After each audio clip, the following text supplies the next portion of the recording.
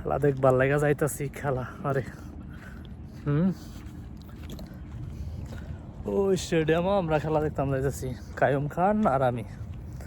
রাইতের বাজে 8টা, হাইটটা গাড়ি এদিকে পার্কিং কইরা তারপরে আজকে খেলা দেখতাম।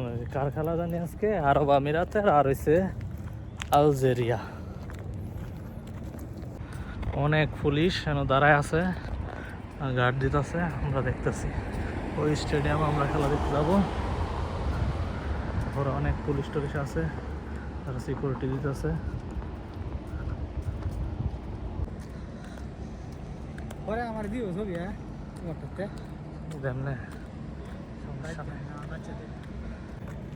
রাস্তা দিয়া চা খাইতে খাইতে স্টেডিয়ামে ঢুকতেছি, আর কায়ুম খানে হাতে পানি লইছে। অবশ্য রাস্তার পাশে ইয়া ছিল, ফ্রি পানি, বিস্কুট, চা, কিন্তু স্টেডিয়ামের ভিতরে নিতে পারতাম না, অ্যালাউড নাই আর কি। শুধু চা লইলাম যাতে ভিতরে গিয়ে বইয়া না মানে ঘুমে আর না ধরে, এই জন্য। অনেক দূর আইটা বহুত পথ হাঁটছি, প্রায় স্টেডিয়ামের কাছাকাছি আয়া পড়ছি, আধা ঘন্টা হবে। আমরা অবশেষে আয়া করছি স্টেডিয়ামের কাছে। অনেক মানুষ যাইতেছে স্টেডিয়ামে। Welcome to Al-Bayt Stadium. For the stadium, please keep straight.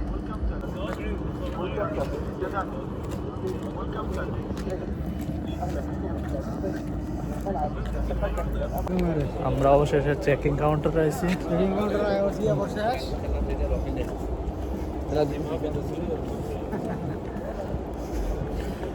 Checking কাউন্টারে আইছি, আমি চেক করবো অনেক কিছু।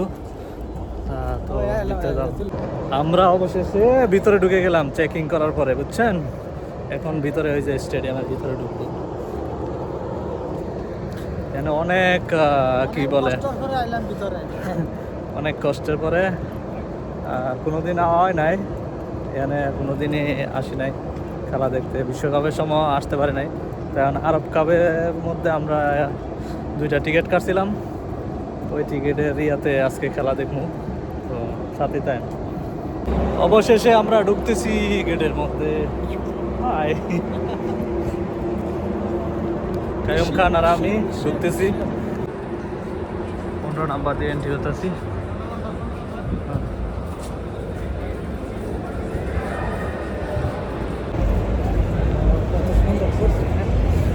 আমরা অবশেষে ভিতরে ঢুকে গেলাম, আজকে খেলা দেখবো।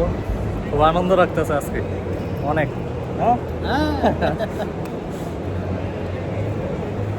এটা স্টেডিয়ামের ভিতরে, দেখেন কতটুকু সুন্দর উপরের দৃশ্যটা।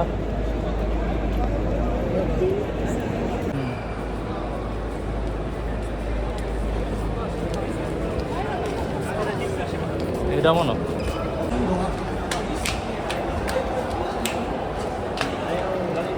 অবশেষে উপরে উঠতেছি, দেখি গেট নাম্বার কত। অনেক উপরে, সিটে গিয়ে বসবো, স্টেডিয়ামের ভিতরে যাবো।